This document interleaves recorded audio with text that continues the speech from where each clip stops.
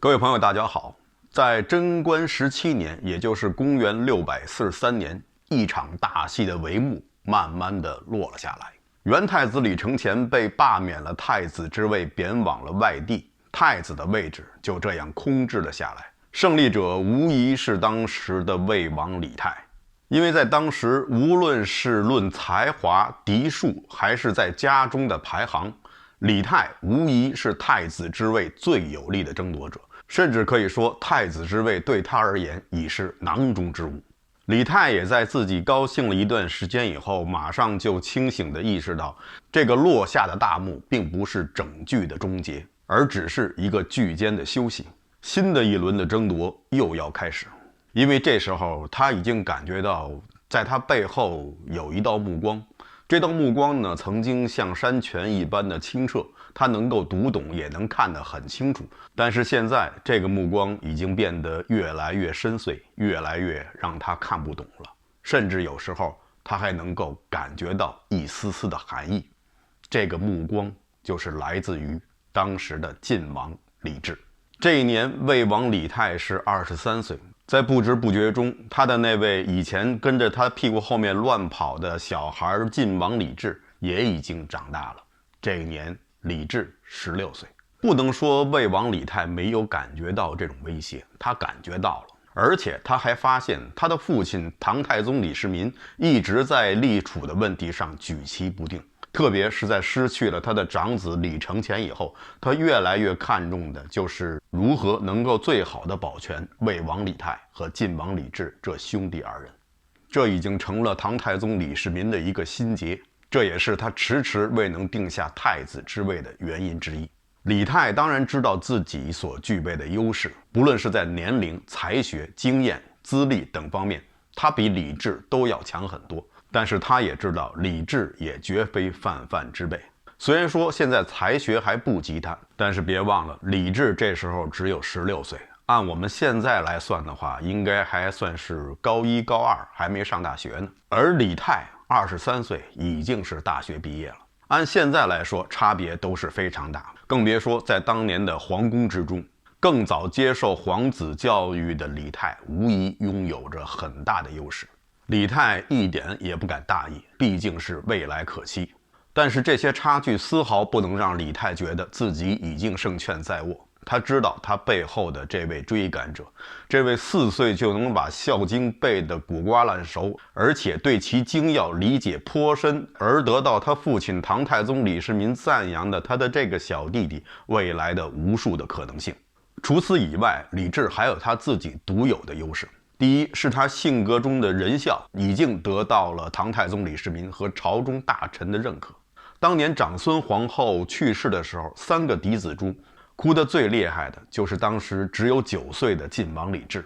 当时由于过度的悲伤，李治是伏地不起，最后还是他的父亲唐太宗李世民亲自把他扶了起来。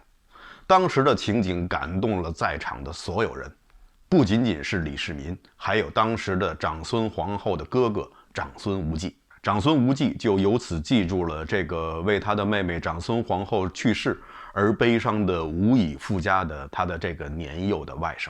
在日后晋王李治和魏王李泰争夺太子之位的过程中，长孙无忌坚定地站在了晋王李治这一边。当然了，作为一个政治人物，长孙无忌呢，更多的是一种政治上的考量。因为那时候魏王李泰已经有了自己的班底，长孙无忌就是帮助魏王李泰登上太子之位，也不过是一个顺水推舟的人情，而帮助晋王李治则是雪中送炭。而且晋王李治那时候尚且年幼，长孙无忌就更有可能将权力集中在自己的手里。这当然是从政治上的考量，但是从情感因素上考虑，经此一哭，长孙无忌就更加倾向于他的这个小外甥。除了仁孝以外，李治还拥有一个优势，就是他是由唐太宗李世民亲自抚养长大的。这在中国历史上可以说是绝无仅有，由帝王亲自抚养自己的孩子长大。做过父母的朋友们肯定都知道，这个孩子是不是在自己身边长大，是不是自己一把这个一把那个拉扯大的，这个区别可是非常的大的。虽然说血缘关系可以维系父子母子之间的这种关系的存在，但是呢，如果没有这段相处的时光，不论是对于父母还是对于孩子，都是感情上的一大缺失。由此啊，我想到了那些在中国的所谓的留守儿童，就是父母出去打工，把孩子交给他的爷爷奶奶来抚养，在孩子成长的很多的关键阶段，父母都不在身边。一想起这些呀，我忍不住就要长叹一声，这些孩子也包括这些父母都是太可怜了。而且我也相信，这样的苦果若干年以后会由全社会来共同品尝。李泰是越来越能感觉到晋王李治的存在，他知道他必须要打消他的父亲唐太宗李世民心中的这个顾虑，就是关于如何妥善安置晋王李治，否则的话，他的太子之位是不会得手的。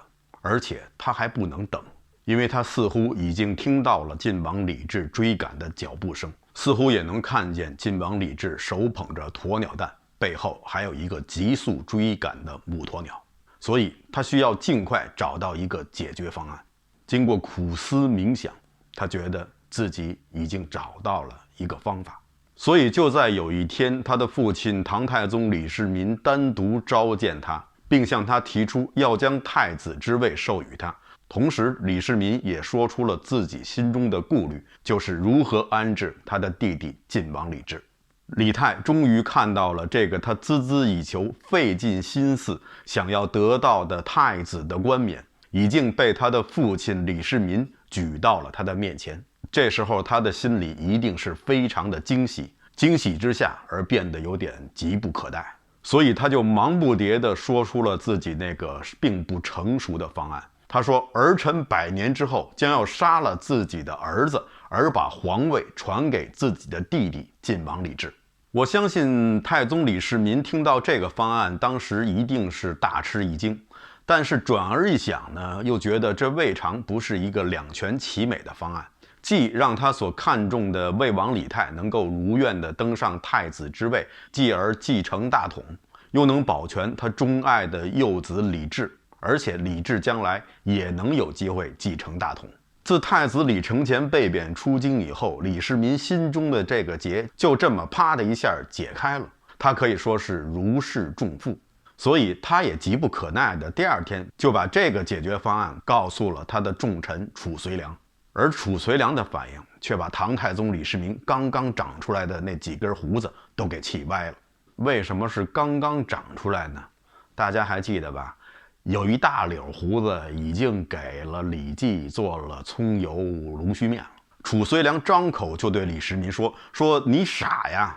当然了，这个话呢并不是褚遂良说的，而是在上一集中那个梦境中坐在褚遂良身边的那个穿着睡袍的家伙说的。褚遂良就问李世民说，陛下，您说是父子之情深呢，还是兄弟之情深？李世民呢当时想，你褚遂良是一个挺聪明的人，怎么会问出如此愚蠢的问题？我的兄弟都被我杀了，你现在问我是父子之情深还是兄弟之情深？你这脑袋是不是昨天下雨出门没盖盖进了水了？不过褚遂良这句话倒是点醒了李世民，李泰真的能够在他100年之后杀了自己的儿子，而让自己的弟弟登基吗？会不会更有可能做的是恰好相反？褚遂良接着说，陛下，前太子李承乾就是因为您对魏王李泰相待过厚，引起了他的妒恨，最后才铤而走险，酿成了今天这样的结果。如果您现在想要扶植魏王李泰做太子的话，那您最好现在就把晋王李治处置了。褚遂良这么一说，李世民如梦初醒，他意识到他差一点被他的这个儿子忽悠了。这时候李世民也想起了前太子李承乾临走的时候跟他说的那一番话。当时李承乾的案件已经终结，李承乾说父皇，我已经是太子，何必再做他想？若不是魏王李泰步步紧逼，我也不会被一些坏人蛊惑走到了今天这一步。而且随着李承乾案件的进一步的审理，也确实发现了很多李泰秘密组织党羽陷害太子李承乾的案例。实际上那时候在朝中已经形成了一支魏王党，其主要成员包括驸马都尉柴炼武，就是平阳长公主和柴绍的儿子，以及杜如晦的儿子杜和、房玄龄的儿子房遗爱等等。顺便说一下，这些人呢后来都卷入了房遗爱谋反案，被掌权的长孙无忌一一诛杀。长孙无忌还把这个案件扩大化，株连到了吴王李克和江夏王李道宗。李克和李道宗都被逼自杀。经此一案，李氏皇族中威望最高、能力最强的人被长孙无忌基本上诛杀干净。这也就导致了后来武后篡权的时候，李氏皇族中居然拿不出一个像样的人物与之对抗。所以说，长孙无忌真的是帮了武则天的大忙，武则天对他也算是感激备至，让他也愉快地自杀了。这两件事，一个是李泰说的将来要杀子让弟，一个就是李承乾当年说的这番话，使得李泰在李世民的心中被大大的扣分。但是李世民这时候仍然没有做出最后的决定，他还在犹豫着，直到他看到了他的幼子李治脸上的那2道泪痕。李治出手了。李治一直与他的叔叔汉王李元昌关系甚厚，李元昌又卷入了李承乾谋反案，被处极刑。所以有一天呢，李泰就去问李治说，据我所知，你和李元昌的关系也非常的紧密，李承乾谋反你不会一点不知道吧？言外之意就是说，李治也有可能参与了李承乾谋反案。实际上他是在恐吓李治，让李治给他自动让路。那么李治又是如何处理这件事儿的呢？如果他直接把这件事情告诉他的父亲李世民，或许李世民呢会责骂李泰一番，但是呢对他的印象也会打折扣，认为他在背后打报告，挑起兄弟不和，这样就会有损于李治仁德的形象。仁德仁孝也是李治现在拥有的优势之一。如果他用自己这个优势去对抗李泰的话，无疑会是杀敌800，自损1000。所以李治没有那么做。但是如果他不把这件事情告诉李世民，第一，他这样做就算是放过了李泰；第二，也会为他的日后留下隐患，毕竟会给旁人留下他心虚的印象。那最后李治是怎么做的呢？李治在日常侍候唐太宗李世民的时候呢，故意装得满脸忧郁、神不守舍的样子，脸上呢还有未擦干净的泪痕。李世民觉得这个孩子的神态呢有些异样，就不禁问发生了什么事儿。李治呢一直吞吞吐吐说没什么没什么，但是李世民还是很快发现了其中的异样，不断的追问，最后李治才像是被迫说出了李泰跟他说的那些话，而且还对他父亲李世民说我不想把这件事情告诉父皇，是怕您觉得我挑动兄弟不和，但是呢我又害怕我的哥哥会以此为由将来加害于我，所以心中就不免忧郁。唐太宗李世民听了以后是勃然大怒，这也使他做出了最终的决定。在第二天朝会以后，他留下了长孙无忌、褚遂良、李绩和房玄龄4个人，然后突然间大哭道说我3个儿子，指的就是李承乾、李泰，还有在之前因谋反被诛的齐王李佑，说我3个儿子1个兄弟，指的就是汉王李元昌，都做出这种图谋地位的事情，我活着还有什么意思？然后就取出早已准备好的佩刀做自杀状。玩毛笔的褚遂良竟然一把就能夺过军神李世民手中的刀。旁边的长孙无忌也过来安慰李世民，说别闹了，你到底想怎么样你就直说吧。李世民这时候才说，我想立晋王李治为太子。长孙无忌等人忙道，臣等奉诏。这件事情就这么定下来了。随后李世民又让人叫李泰到宫中来议事，不知发生什么事的李泰进了宫以后就被囚禁了起来。紧接着唐太宗李世民就对全部的朝臣宣布，魏王李泰结党，意图夺嫡，废魏王爵，改封东莱郡王。后来李世民又跟众大臣解释了他之所以这么做的原因。他说，如果我立李泰为太子，就等于是说明太子之位是可以通过经营而得的，这无疑是给后世做了一个非常不好的示范。所以从此往后，如果太子无道，而藩王又有人窥伺太子之位的话，2个人都要废去。这也就是李世民为后世立的一个规矩。这当然是李世民之所以立李治为太子的原因。除此以外，李世民后来私下里对近臣又说过这样一番话，说如果我立李泰为太子的话，李承乾、李治都会死，而只有立李治为太子，以他个性上的仁厚，他的2个哥哥才能够得以保全。我相信这应该是李世民立李治为太子的最重要的原因。人们经常说呀，最是无情帝王家，这句话呢是没错，但是如果放在李世民的身上，我觉得并不合适。李世民对他的敌人可以说是杀伐果断、冷酷无情，但是呢，他对自己的家人、自己的臣子、自己的臣民却也是柔情万种。我们以前呢介绍了几期关于李世民的节目，大家呢可以了解到，他是一个情感世界非常丰富的这么一个人。他对长孙皇后的爱，即使是在长孙皇后去世10年以后，他登台远望长孙皇后的陵墓，依然是泪流不止。一方面，李世民是一代的军神，他打仗的方式通常是亲自带着1哨骑兵，就这样冲进敌军的大营，先杀一个来回，既震慑了敌胆，又探听了敌军阵营的虚实。另外一方面呢，他又是柔情万种，会为他的妻子、儿女、臣子的离去而伤心不止，痛哭流涕。李世民是非常爱哭的。如果用一句话来形容李世民的性格呢，可以这么说，他是心有猛虎，细嗅蔷薇。人生啊，有时候恍若战场，每个人心里都住着一只猛虎，为了自己，也为了自己的家人去拼、去搏、去孤独的战斗。但人生呢，也应该像花园一样，会为某一天早晨蔷薇花瓣上的一颗露珠而动情而感恩。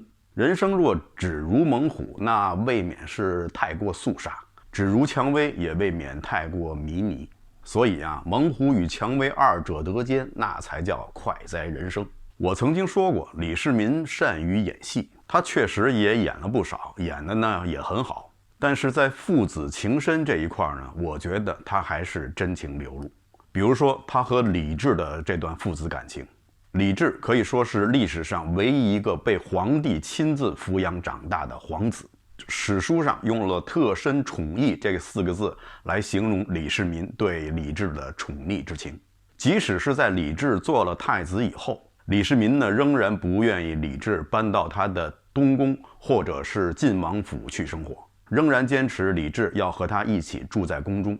这时候李治已经是17岁、18岁的样子了，在古代来说，那是一定要搬到别府居住。为这事儿，褚遂良呢还多次上书劝李世民让李治去东宫居住。最后是协商半天，李世民也只同意1个月中1半的时间他住东宫，1半的时间依然是和他一起住在宫里。李世民远征高丽的时候呢，李治一直送李世民送到了定州。面对着依依不舍的爱子，李世民指着自己穿着的袍子说这件袍服从今天起我不再更换，直到与你再相见的那一天。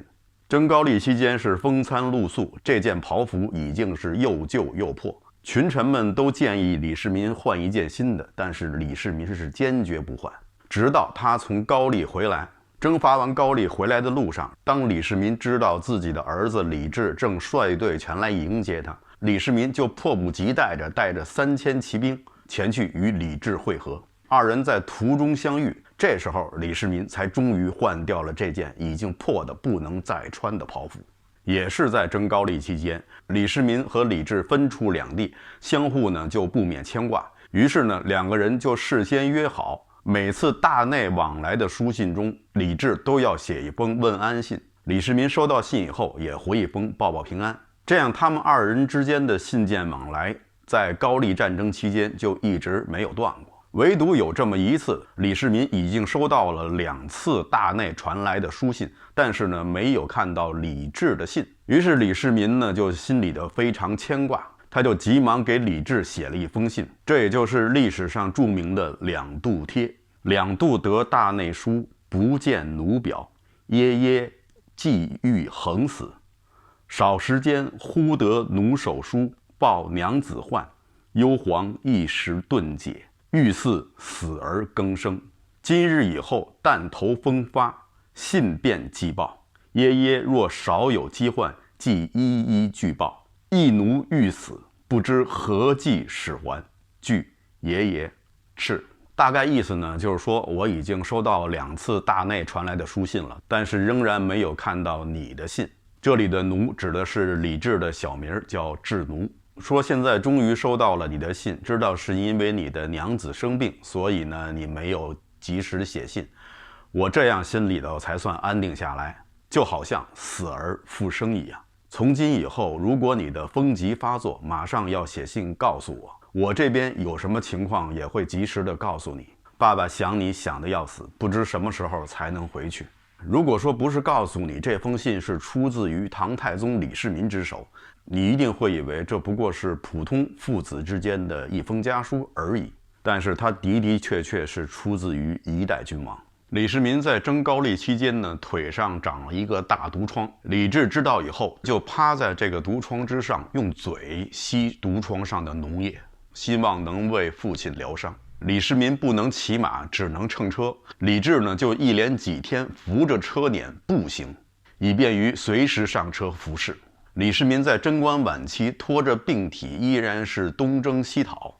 他所图的就是能够为他这位看起来柔弱的儿子多扫清一个隐患，多消灭一个敌人，多排除一个障碍，可谓是舐犊情深呢。所以可见李世民和李治之间的这种父子真情，在中国历代的皇帝中是非常非常的罕见的。帝王啊，确实是一群特殊的人类，因为他们所处的位置，他们和普通人的感情是截然不同的。普通的人可以把工作跟自己的家事分开，但是对于一个帝王来说是四海为家，国事家事经常是混在一起的。立自己哪个儿子是太子，是家事还是国事？立哪个皇后，废哪个皇后，又是家事还是国事？这是很难分得清楚的，因为这背后都牵扯到了很多利益团体的利益和政坛的风起云涌。而当权力与亲情相对抗的时候，亲情往往是会退居一侧，这恐怕也是无情没过帝王家的原因之一吧。说白了，就是因为权力巨大的侵蚀力。但是啊，历史上也有这么一位皇帝，当还没有那么大的权力的时候呢，一样可以抛儿弃女，仅仅就是为了自己能够活着。这个人是谁呢？这个人就是刘邦。刘邦所处的年代呢，正是秦朝末年，那时候是天下大乱，群雄并起，各地方的人都在造反。那时候的社会环境啊，感觉就是如果你还没有造反的话，你都不好意思上街跟别人打招呼。所以呢，刘邦呢为形势所迫，也就造了反，而且还被萧何呀、张良这些知识分子呢推举成了头领。刘邦可能心里想，这些知识分子就是心眼多，太坏，非把我弄成出头的船子。不过刘邦呢，虽然本事不大，但是运气特别好，最后居然干到了楚汉争霸的地步。虽然他和项羽之间的争斗呢是输多胜少，大多数情况下他都是被项羽打倒在地上，满地找牙。比如说彭城之败，刘邦得了彭城还没高兴起来呢，就马上被项羽打败。匆忙之中，刘邦只带着夏侯婴一个人，驾着一匹马车逃命。路上就遇见了刘邦和吕雉所生的一对儿女，儿子叫刘盈，女儿叫鲁元公主。那时候他们还都很年幼，夏侯婴就急忙把这2个孩子叫上车，是一起逃命。因为车上人多了，马跑得自然就慢了，后面的追兵呢也渐渐的迫近。这时候刘邦所能做的呢，就是要减轻车上的重量。他随身匆忙携带的东西呢，一定对他来说是非常重要的。在这个车上，夏侯婴驾车技术高超，也是不能缺少的。那么对刘邦来说，最没有用处的就是他的这对儿女。于是刘邦就把他的这对儿女踢下了车。夏侯婴驾着车，驾着，发现车里少了人，于是呢就赶紧把车停下来，回头抱起这2个孩子又上了车。然后跑了一会儿，刘邦又把这2孩子踢下了车。夏侯婴停下以后，又把这孩子抱上了车。这么一来二去的，总共有3、4次之多。我估计他后面的那些追兵啊，都觉得很诧异，说这个刘邦是不是走得匆忙，打车打不着，打了一辆大巴士啊？这个大巴士还是站站停，而且呢还有乘客上下车。但是如果这些追兵知道刘邦踢下车的是他的亲生儿女，恐怕他们也就笑不出来了。不过好在最后是有惊无险，刘邦他们还是摆脱了追兵。这段被自己亲生父亲踢下车的经历，对这2个孩子的身心是有多么恶劣的影响。后来刘盈就一直跟着他的母亲吕雉，吕雉呢也找了一些名师来培养他。刘盈也是虚心好学。等到刘邦再见到刘盈的时候，发现这个刘盈啊，出口成章，文质彬彬，一副儒雅文士的气度，这个让刘邦觉得非常的不爽。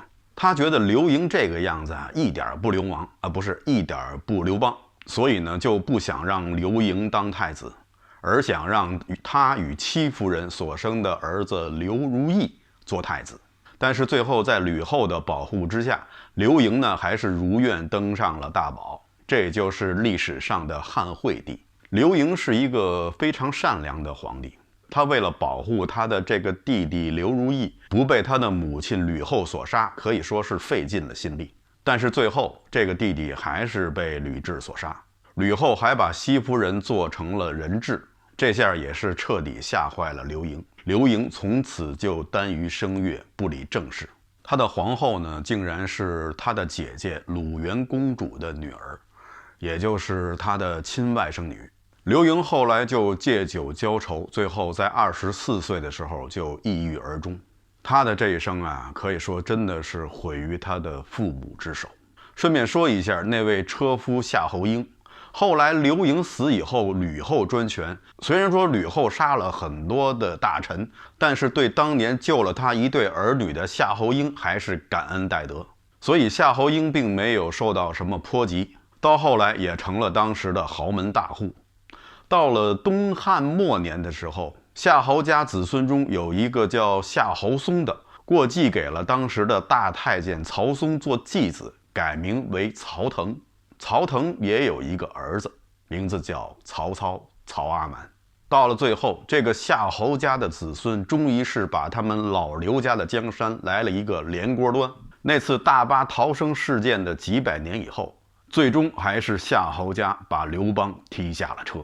贞观23年，李世民病逝于长安，继位的唐高宗李治让所有的皇子们回京参加父亲的葬礼，但是李泰并没有回京。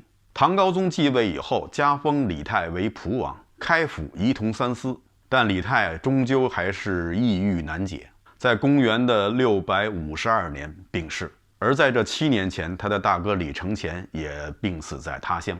李泰病逝的时候只有32岁。其实唐太宗李世民并没有选错他的接班人，这个外表看起来柔弱的儿子，最后消灭了西突厥，使大唐的疆域在高宗期间达到了最大，开创了历史上有名的永徽之政。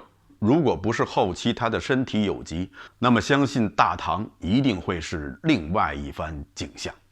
好的，以上就是本期节目的全部内容，谢谢大家收看，欢迎大家点赞订阅，咱们下期节目再见。